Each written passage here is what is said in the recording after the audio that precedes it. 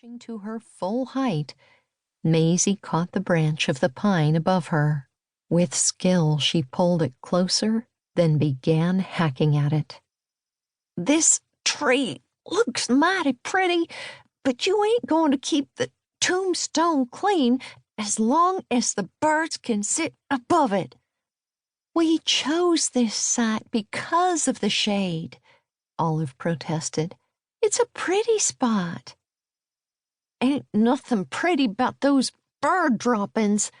The only thing worse is a smart girl like you hiding her light under a bushel."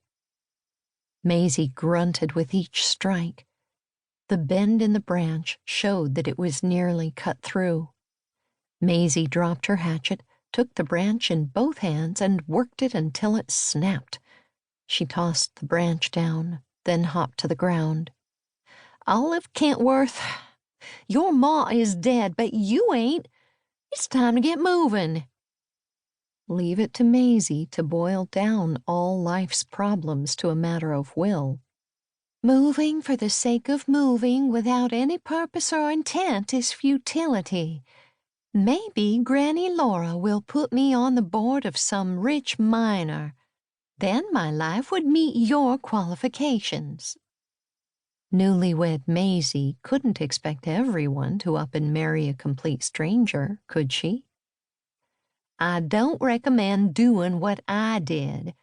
But how about Willow? She would have never met Graham if she'd stayed home and not been a Harvey girl. Or Callista? She went and became a Pinkerton agent. Look what come of that." Olive did not possess Callista's love of adventure or her sister Willow's steely determination. Olive wanted to be safe at home with her drafting pencils, architect books, and her birdhouses. The challenges she sought were figuring out a floor plan or how to support a balcony, something the other Kentworths didn't understand. They expected everyone to be brave and outgoing. Olive was a disappointment. But she'd come to do a job, and she was going to finish it. Despite Maisie's groan of disapproval, Olive knelt and resumed scrubbing.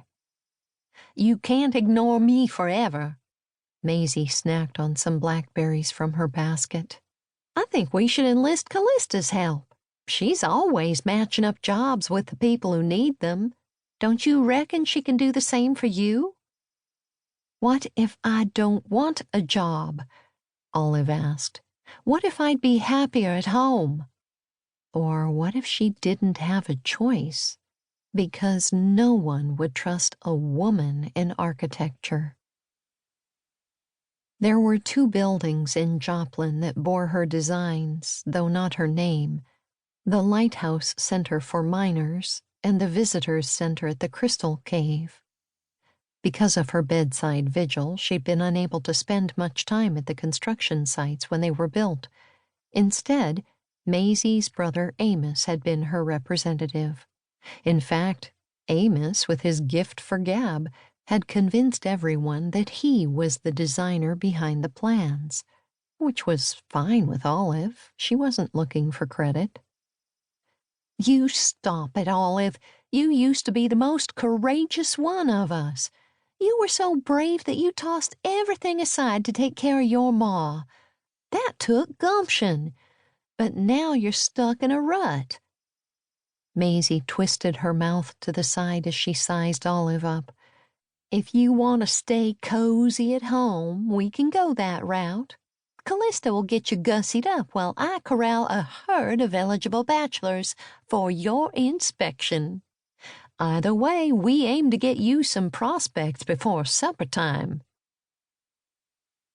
If Olive wasn't kneeling by her mother's grave, she would have laughed. Her with a herd of eligible bachelors? She touched her messy blonde hair pulled into an uneven knot and tried to imagine what Callista would have to do to get her up to snuff.